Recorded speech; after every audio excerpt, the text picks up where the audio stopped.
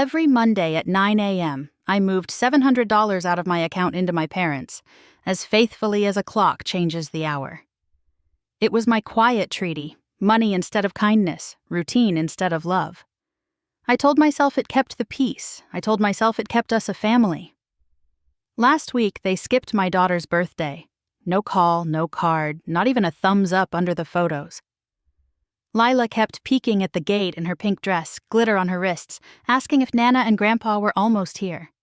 I ladled out lemonade and lies. Maybe sweetheart, maybe traffic. By sunset, the candles were wax puddles, and the yard smelled like sugar and surrender. After I scrubbed frosting off the porch, I saw a text from my mother. "Tell Lila happy birthday from us, nothing else." I phoned anyway, as if a voice could sand down a hurt like that. My father answered. "What is it, Nadia?" "Why didn't you come?" I asked. "She was waiting."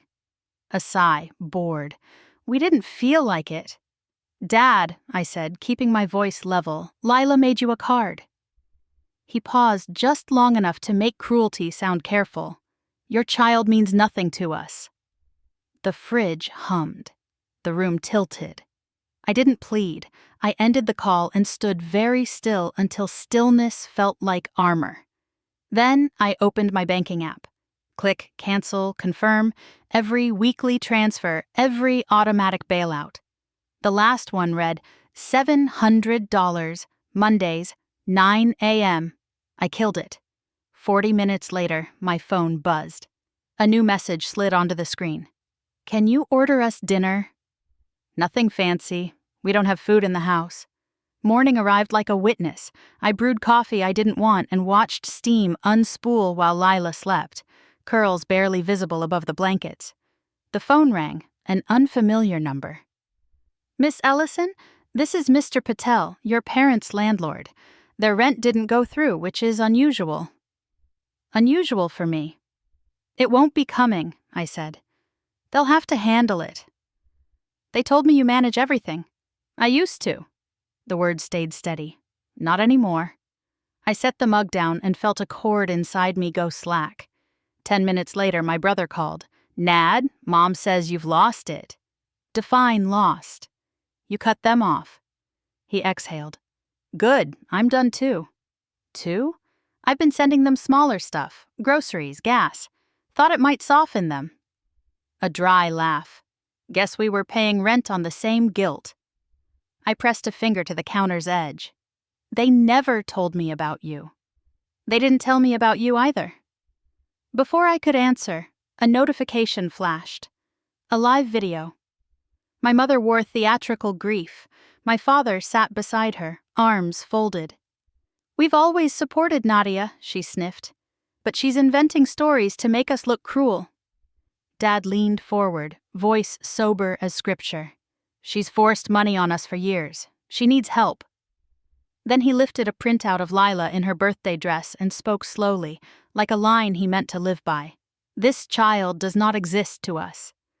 The room went soundless. I closed the video. Messages poured in, sympathy and venom braided together. I didn't answer a single one. Silence, I realized, can carry its own sharp edge. News moved faster than remorse. By noon, the clip had slipped through the town. I didn't post a defense. I took Lila to the park instead. She drew stars in chalk and named the biggest one Hope. That evening, my cousin Mara called. "They crashed the family picnic to plead their case. You should see this." Minutes later, a shaky video appeared. My mother stood beneath bunting, voice syrup thick. "No matter what Nadia says, we love her." My father hovered, stone-faced. Mara stepped into frame and held up her phone. From its tiny speaker came his sentence, clear as a gavel. "Your child means nothing to us." The crowd went still. Uncle Raymond cleared his throat. "If that's how you speak about Lila, you don't belong here." No one argued. My parents left in a rush of plastic plates and silence. The next day, Mr. Patel texted, 30 days to vacate. Their church pulled photos from its website. Messages to me slowed, then thinned to nothing. I didn't feel triumphant. I felt unburdened. Ryan showed up Saturday with groceries and a grin I hadn't seen since we were kids. "You look lighter," he said. Maybe I am. At Aunt Vera's on Sunday, sunlight pooled and lemon pie cooled quietly. She pressed an envelope into my palm, one line in tidy blue ink. Kindness with boundaries is strength.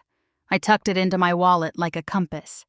That night, I watched Lila sleep, her hand around a frayed-eared rabbit. The house held a new quiet, not punishment but protection. I set a Monday alarm for 9 a.m., smiled, and changed its label from transfer to breakfast. Peace, I learned, is money I keep and love I give where it grows.